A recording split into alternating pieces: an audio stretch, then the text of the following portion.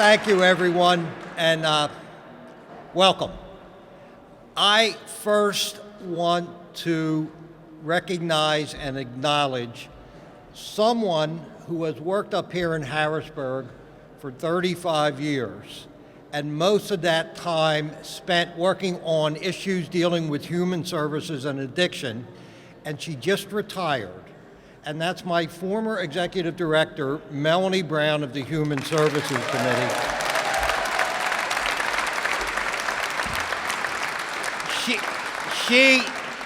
She is one of those people that probably most of you don't know, although some of you know. I know Bill Stauffer knows her very well.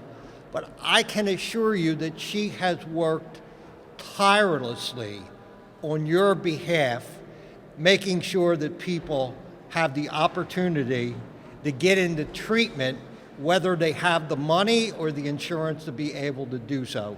And she has worked on so many issues through the year, and most of the time, right, Melanie, we've been successful. Most of the time, not all of the time, but it's so good to see you. She just retired after 35 years, and so good to see you, Melanie. You look terrific. And I know there's a lot of recovery in the Capitol here today. I know it, I can just feel it. I was down at Penn's Landing on Saturday with Secretary Smith. We were both down there, and I don't know how many people they had down there, 10, 15, maybe 20,000 people walking. There's a number, 30,000 people who were walking and there supporting treatment and recovery. And I'll tell you what, it is so inspiring. And I want to thank those of you that are here today that work in the field of recovery. Thank you for your good work. I know how hard you work and how much you care about making sure people have the opportunity to get into treatment. And for those people that are here today in recovery, does treatment work? Does treatment work? And it absolutely works. And I say this all the time, and I'm going to continue to say it, that addiction is a disease that is left untreated is always fatal.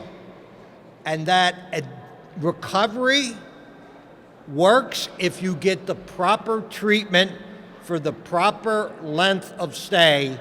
It is highly successful. And we all know the statistics and how bad this disease is. Call it what you want, epidemic, a crisis. It is all of those things. It's getting a little bit better. And I think most of that is because of the Narcan. The Narcan is doing a tremendous job of saving people's lives, and that's so important. And I don't care if you have to use Narcan and save a person's life once, twice, 3 times, 10 times, it's worth it, because they're never going to have the opportunity to get into treatment if you don't save their lives. So let's continue to work together. I mean, we used to say addiction affects 1 in 4 families, 1 in 3.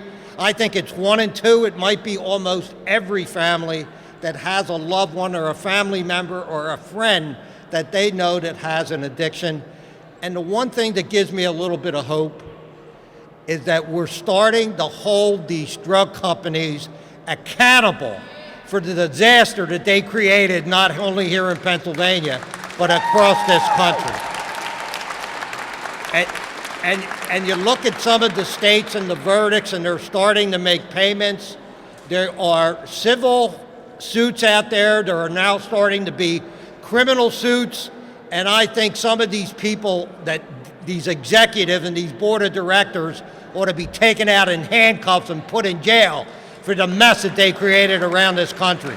And it's starting to happen, and it's going to happen, and we're going to hold them accountable and make sure they pay and be able to put people into treatment who need to get into the treatment, because it's so important. So let's work together. God bless you, and good to be with you today. Thank you.